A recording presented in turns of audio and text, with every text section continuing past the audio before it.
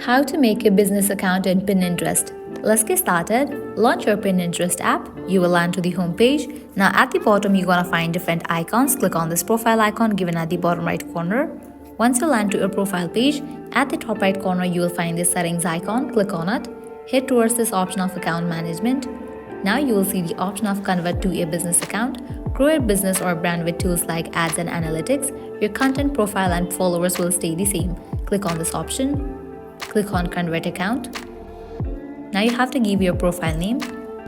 If you have a website, then you can type in over here and then click on next. Now here you have to describe about your business and then type in next. Would you ever be interested in running ads on Pinterest? You can select any of these options given over here and then click on next. With that, you have just converted your Pinterest account to the business account. So that's all for this video. This is how you can easily make a business account in Pinterest.